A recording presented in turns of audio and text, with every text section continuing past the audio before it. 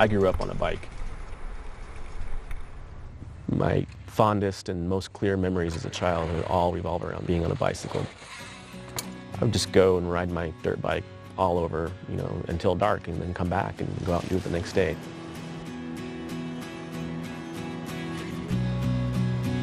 When we grew up, we used to ride bike, and it was an adventure.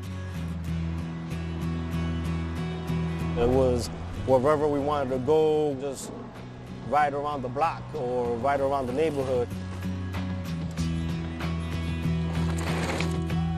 Running around the streets here and there. I was always on a bike.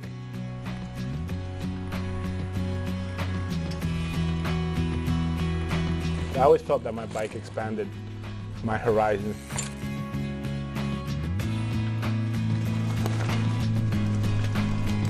Some people are out there to really go from point A to point B as fast as they can. Some people are out there for the views or the experience.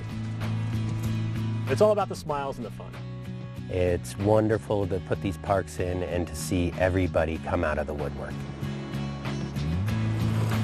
The beauty behind it is you'll have a 5-year-old up to a 30-year-old all having the same amount of fun and interacting, and you're just all here for the same vibe, Every neighborhood deserves a park like this.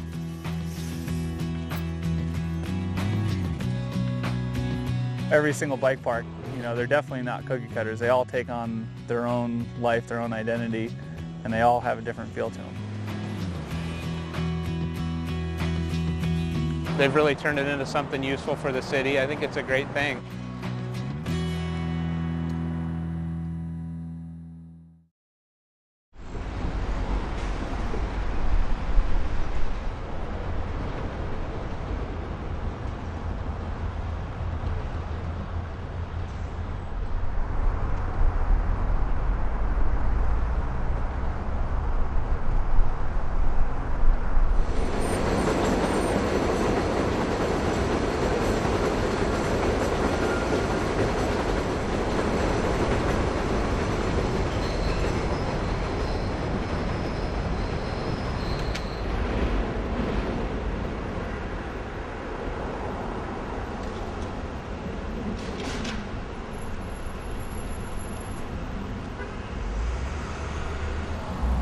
Mountain biking was illegal since 1991 in any New York City park.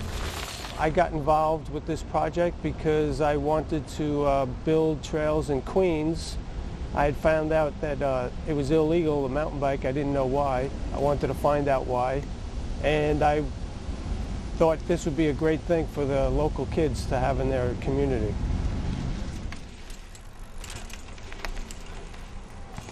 A lot of the kids, they've never ridden in the woods. They know riding in the street. And one of the comments that we got back from the Parks Department when we first started with them is what they were doing for fun, for thrills, was riding down Fort George Hill, which is right behind us here. I didn't think that was such a big deal until they told me that they were doing it backwards.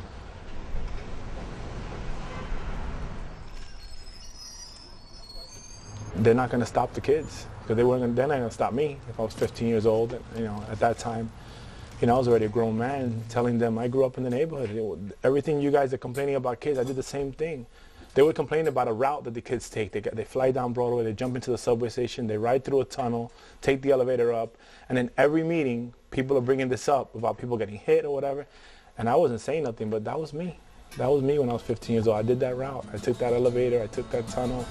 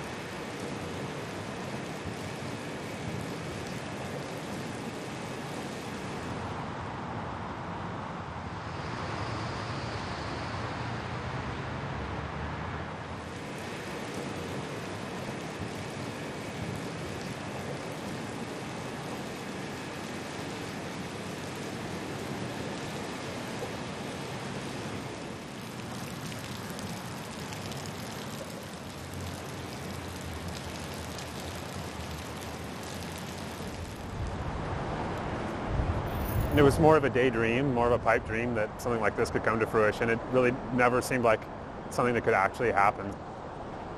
Mountain biking's been kind of a fringe sport for a long time. It's not really accepted by a lot of people. A lot of people kind of think we're crazy or they don't really know what we do. So having a model in the downtown was really important to me.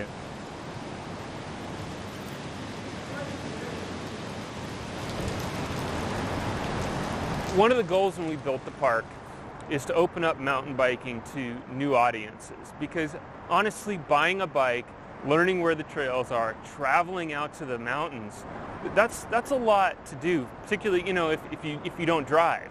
Either you choose not to have a car, you can't afford a car, or you're under 16. Mountain biking hadn't been very accessible to you. As you can see, the park's unique. It's different. There's nothing like this anywhere else. An urban mountain bike park under the freeway, like nothing like this has ever been done before.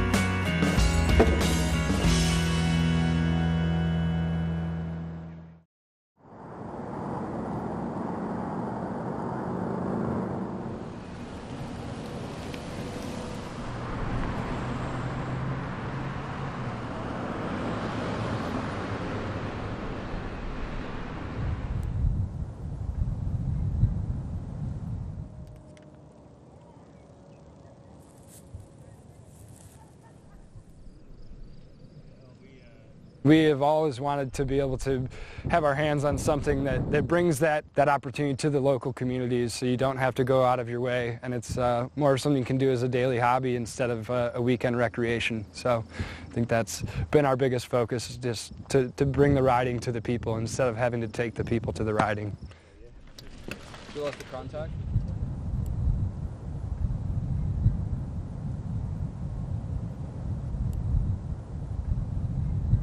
The challenges were many. We initially, it looked like we just had to talk to Parks and Rec Department and they were going to tell us we're okay, and then we'd take it to City Council and that'd be that. We had a lot of bumps. We didn't know what to do. We're not contractors at our day jobs, so we literally had to learn everything as we went. That can be a frustrating process, obviously. There's a lot of politics, even within a small town. There's a lot of bureaucracy and red tape.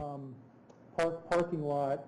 And then take a crusher find. It's everyone's a chief and not enough Indians, or it's vice versa, you know. So it's very different, and everyone's viewpoints are so different. Our first choice was down along Clear Creek. Beautiful space, closer to town. Unfortunately, we found out there was an endangered wild orchid species that only grew in that section. So at that point, we went back to the drawing board, met with Parks and Rec, looked at the inventory, and we realized here that we had something in Tony Grampus which we didn't recognize before. The topography here, you know, lent itself. There's a drop, and some of these other sites were flat. So then they really were kind of jazzed about what was here and what they could use. Working with the community is a challenge. It is a change to the land, and the folks that live around it don't necessarily embrace change. Some do, some don't, but change is change, and that requires some discussion. We were put in a little bit of an awkward position, in my viewpoint, as we were the ones asked to reach out to the neighbors. And I knew what was going to happen, and that was going to be, as soon as we reached out to the neighbors, that there was going to be some pushback. Flora and the entire crew, they were huge in opposition. They rallied very well. They worked very hard. They had great speeches at several community meetings. They had a lot of issues, and every single one of their issues was an absolute valid concern. The plan has been presented now does not show any regard for the closest neighbors who actually live on the north side of the hill or just across Easley Road from the same hill that will be the bike park. There are dust, erosion, noise, privacy issues that are inherent in this proposal. What form of boundary is to be established to keep the cyclists from using the west and north slopes of the hill? Using the west and north slopes will cause erosion and ruin the natural beauty of this area. Other open space areas such as Rampart Range and White Ranch have been extended to cycling, and as a result, those trails have become rutted and dangerous for walkers and equestrians. Everybody keeps bringing up their children. My children, 3 and 1-year-olds, we use this park. My daughter has named all the deer in the herd, and we do this daily. It is a lot of hard work, a lot of time, there's a lot of sacrifice. There were times where I wanted just to take a break, and you just couldn't.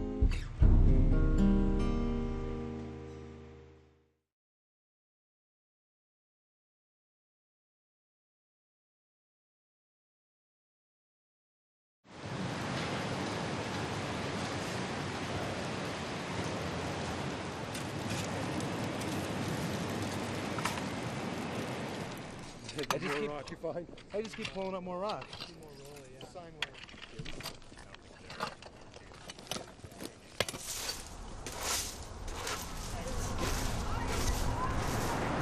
The volunteers are just absolutely amazing. Over the 3-year period, we documented 12,000 hours, but we estimate we had closer to 14,000, 16,000 hours. Josh. What's up, Josh? Nice to meet you. Brian. You can grab a rake, and when you've got a volunteer effort that's working together from all walks of life over a several-year period, I mean, start to tune it and tweak it, and you get input, and they put love into it, and it comes out a lot better. I think it's good to be part of the action of creating something, and then coming back and be like, I built this, and having a little bit more pride about what you're riding.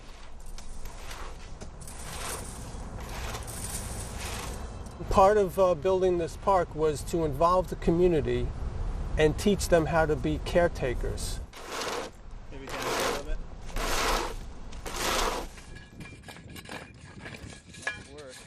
When you come out and you build, you have pride in what you do. You have a sense of community. You come out and you're riding with people, you're building with people.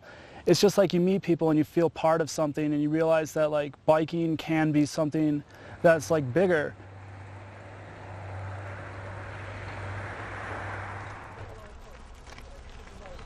An ideal situation is to have local individuals who are active stewards, who play a first-hand part in actually taking care of their natural resources.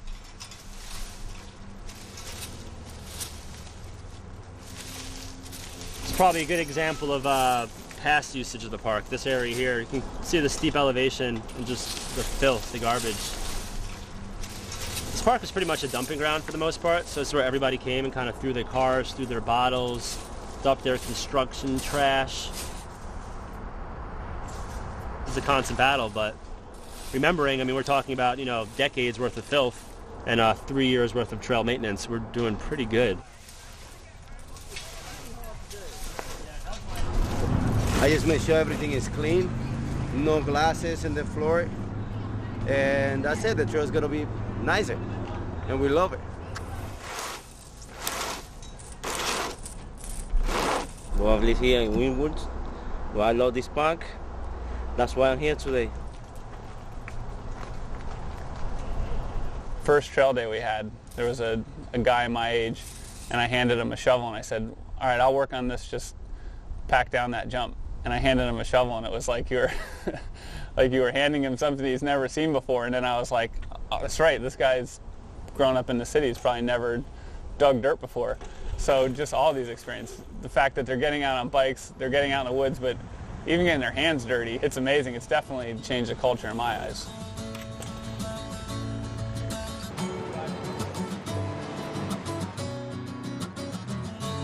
One kid said to this other kid, hey, what are you doing? You getting paid for that? And he's like, no, we're volunteering. He's like, why are you volunteering? And the kid goes, because it makes you feel good. You're putting something back in your community. And I'm like, wow, kid, where'd you learn that? could you just, be our spokesperson?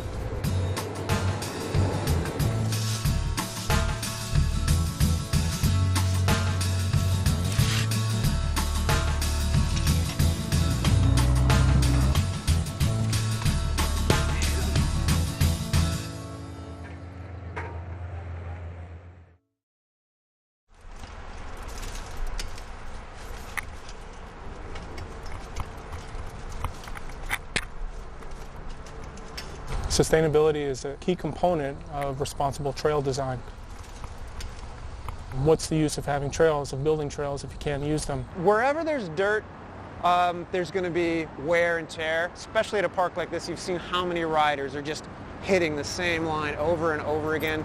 We're going to have to maintain that, keep grooming that, packing it down, keep it safe. Armoring basically is taking large immovable rocks and essentially armoring the trail, reinforcing it with these rocks. And what it does is it just helps prevent erosion. So instead of having loose soil that's being pulled down the trail, particularly on a steep trail like we have here, keeps everything intact. So makes it sustainable and less maintenance overall. So a lot of future generations can ride it. One of the best things about the park is it's covered by the freeway. But that actually provides a couple issues that are hard to deal with. The spots that never get rained that are covered by the freeway, the dirt turns to powder. So we've had to rock harden it with quarry rock and also like turf stone type paver things. And then other areas where the freeway has these expansion joints above us and they leak. And the water comes rushing down like a fire hose.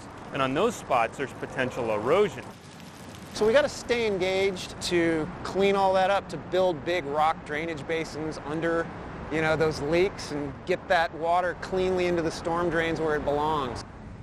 The International Mountain Biking Association, the standards that they've created really set the groundwork for folks to follow the same sort of set of rules to build sustainable trails. Mountain bikers got a lot of blame for trails falling apart, basically. And really what it was a byproduct of poor trail design. There was a trail building boom in the 70s, and it was all unsustainable. So it went straight up the hillside. It was too steep, just generally not designed to work with the water, to work with the environment. So we realized very quickly that the only way we're going to take that blame away is to start building sustainable trails. We design trails so that it sheds water and controls speed and improves sight lines so that the users can be out and experiencing the trails more of the year. Through the Trail Care Crew program, we became the expert in sustainable trail design, and really IMBA has led the way in a new movement.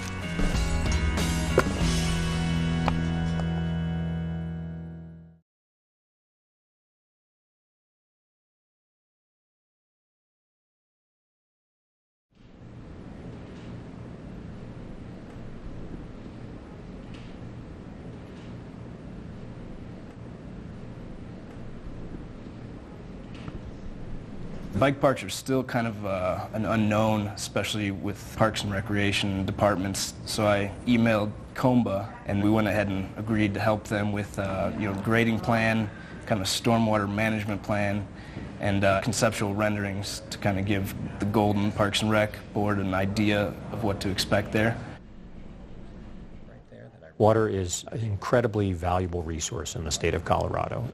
Take the swale about to there, and then I want to feather. Managing and interacting with water rights for sites is one of the most important things that we do as landscape architects. Also, because we were disturbing the site pretty significantly, there was going to be a lot of sediment, basically loose dirt that as it would rain would wash down the hillside. And so we had to address that. When this trail was designed, we designed it so the trail facility, the infrastructure itself, would be invisible to all the adjacent residents. We kept it out of the view corridor, and that went a long way. Come up with all your solutions first. That way, when people come to you with problems, you go, oh yeah, we thought of that. We thought of you. We took care of you. We're good neighbors. You don't get money to make plans. If you have plans, you can get the money, and we've seen that here. As soon as we had a plan, there was $75,000 in resources ready to go and make this place happen. Looking back, it was just incredibly lucky that the caliber of folks that came on board and the skill sets they brought. Nathan, as it turns out, has this background in like water quality, and you know, Jerry is a professional land surveyor. I just have sales background. I can talk to people. And Terry really had a lot of motivation to get all the paperwork done.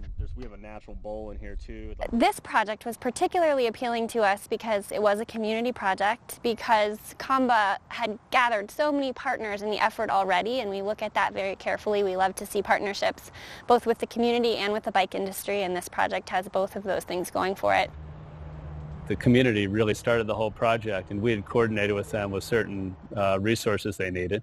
And then they kind of had a glitch in getting some of those resources, and we simply stepped in and did what we could do at the moment, and that's made sure they had all the equipment to get the stuff done quickly.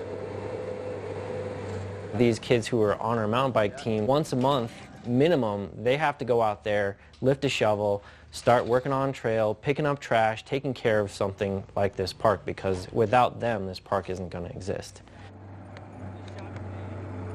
I think the important thing to take away from this project is that when we have a group of citizens that can come together with a proposal and have industry experts like IMBA, have the financial support from companies like Yeti Cycles and Native Eyewear, it's almost a gift to our city.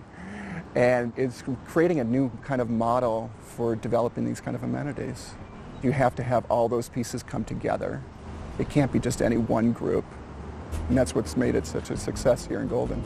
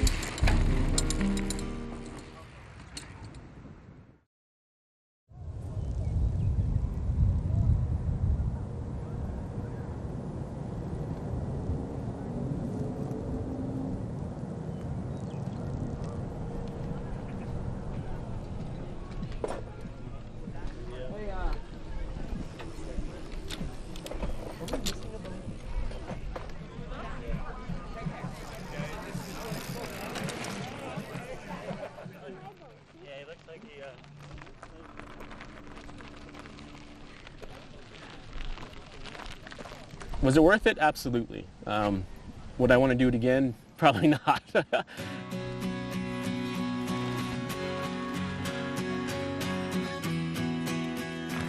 It's my pleasure to welcome you all here today to the grand opening celebration for the Golden Bike Park.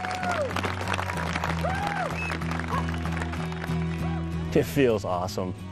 I am so elated that this thing is done. I don't have to be out here every weekend building. I can be out here riding now.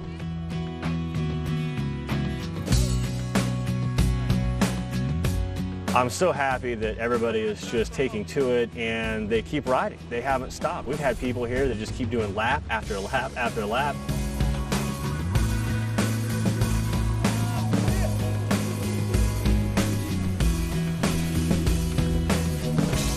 You know, this is what it's all about, seeing people using it, and especially the kids.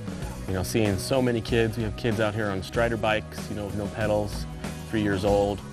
And then we've got some professional riders out here, you know, so I think we accomplished what we set out to do, which was to build something that would have mass appeal.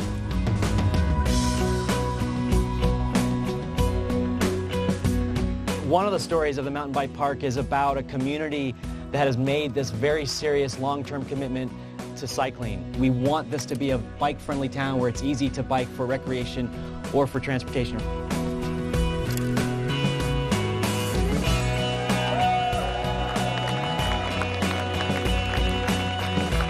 Golden's done everything. There's nothing left. And then you turn the corner, and suddenly there's something new that we hadn't thought of. And this is like that, right? This is an amazing event, an amazing project, an amazing facility added to the Golden community.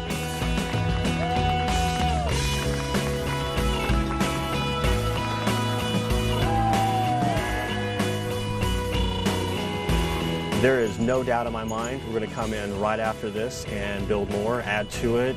The key is to get community involvement, find out what people want, and to get the momentum after this opening to get people to really want to come out and build.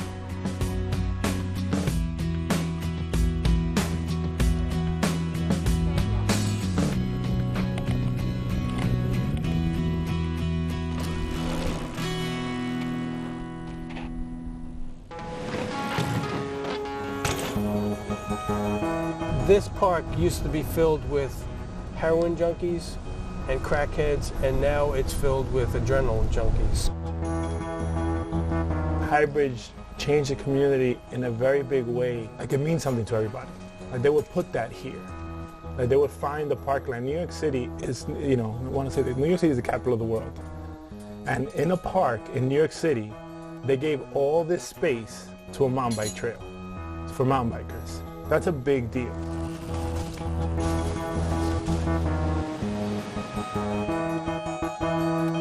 This place was sketchy. Now it's completely safe. You can come here anytime. The neighbors love it because this is so much of a cleaner and safer environment now. The coolest part about it, I think, was just kind of how it pulled the whole community of riders together. I was more expecting kind of general people to understand our sport better, but I think really the cycling community understands their community better as a result of the park, so it's a pretty neat gift.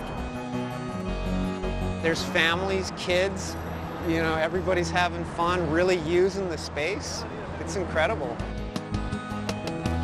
This park, I think, will be dynamic and change over time, but at the same time, I'm hoping that we can take this model and recreate it elsewhere.